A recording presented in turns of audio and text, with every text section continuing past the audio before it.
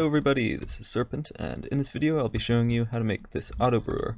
As you can see, it's pretty compact, and it's not too difficult to build, fairly simple. It's also got rather nice features, so you can have it brew anything you want by giving it the correct series of ingredients, and you can either have it do a single batch by pressing that button, or you can have it keep brewing until you either run out of space in the chest, or run out of ingredients, or turn it off.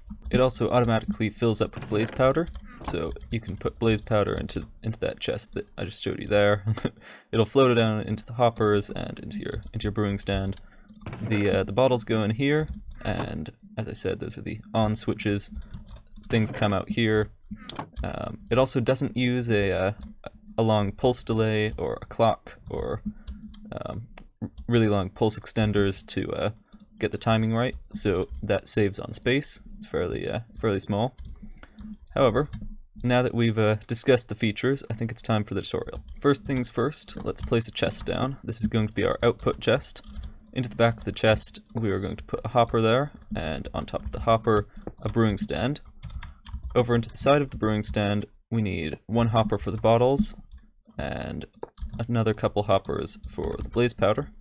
We also need a hopper into the top, and a whole bunch of hoppers down the side. Now these are going to be where you're putting your ingredients, and you don't have to have any specific number of them. It depends how many ingredients you want, but you could have all the ingredients at your disposal. Put a single chest over here, and a double chest over here, if you can figure out how the new chest placing system works. And then over onto the back of this hopper here, we'll need a comparator, and the comparator should go into a block, and we'll leave it like that for just a moment, and come back to that later. The next thing we're going to do is set up the droppers. So if we head over to our chest here, and put a bunch of quartz blocks onto the side, or any kind of block, but this is going to be where the levers are going to go. And the last one I'm going to make nether wart, so it's always going to be present, it doesn't need to be turned on. Or it shouldn't need to be turned on at least. And onto the bottom of these quartz blocks, I'm going to put some repeaters.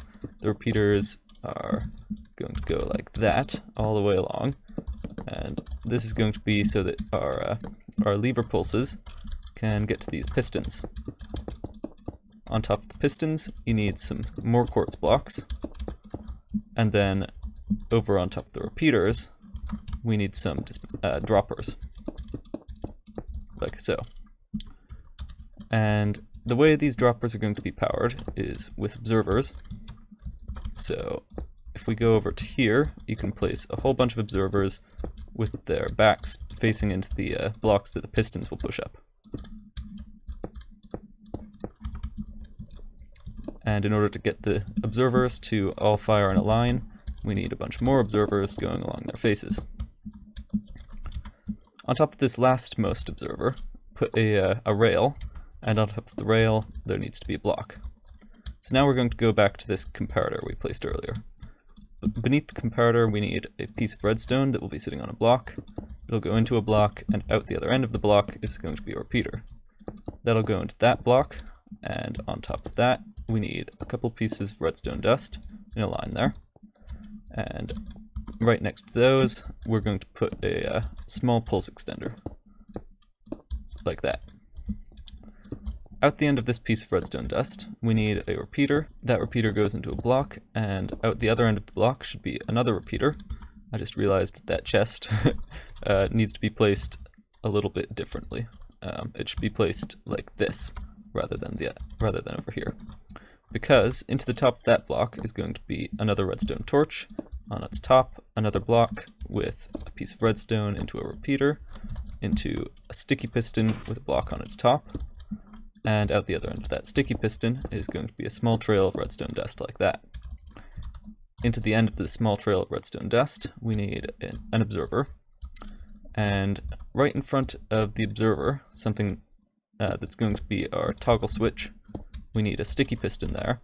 In its side, another block, and a couple of repeaters out the end, like this, and like that. Then you put a lever on one and a button on the other, and it should end up like that. You need the observer to be pulled over into this position before everything starts. You also need to remember, like I didn't, to pop a couple more droppers down. Well, one more dropper, and continue the line of observers just a little farther. That's where the netherwort goes. The only problem is that we don't need the pistons down there. That's what we should leave out, not the rest of the stuff. Finally, we need a piston over here.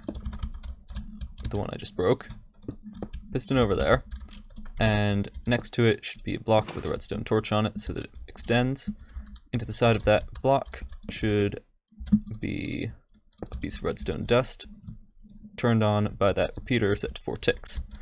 Right next to the repeater on that block there should also be a redstone dust chunk and another repeater heading into that hopper there. This one. That, however, is everything you need to do, minus one very small thing, which is to pop a piece of netherwort into the top here. While the thing is idle, there should always be a piece of netherwort in there. Now you can fill up your chests, and indeed your droppers, and fill up your bottles as well. You might want to set up some kind of system for filling bottles quickly, because this one will go through them rather quickly itself. I like to put some item frames onto the side of these droppers so that I know what they represent, what they're holding, without having to look in them. And I'll show you how to use the thing in just a second once I set these up. Something I just realized is that I don't think gunpowder can be put in before redstone and glowstone, so that's also something you should keep in mind. I'm not actually a terribly good brewer. I don't know the recipes terribly well, but basically you just need to put them in the order that you expect them to be brewed. Otherwise, it won't work properly. No big surprise there, right? I've just taken a moment then to put a bunch of ingredients into our machine, and let's say I want to make an extra long fire resistance potion. So let's turn fire resistance on, or magma cream on, I suppose. And I think redstone is the extra long. Let's also make a splash lingering potion. And let's make a bunch, so we're going to pull that down. As you can see, our ingredients are now flowing into our thing. And the netherwort that we put in earlier, that's why it's important, is being processed first into those bottles.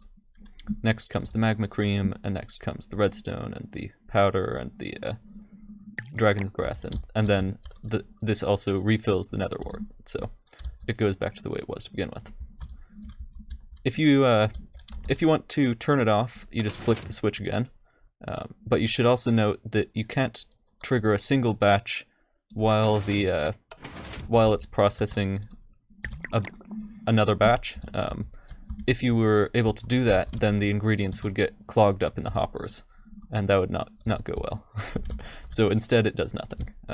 So you need to wait until one batch is over before you use this button to trigger another batch.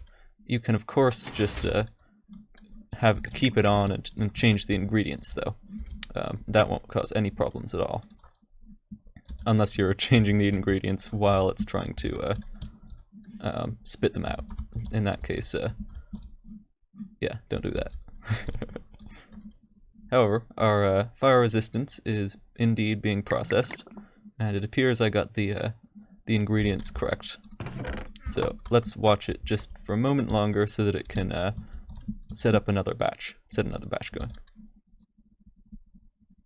And there it goes.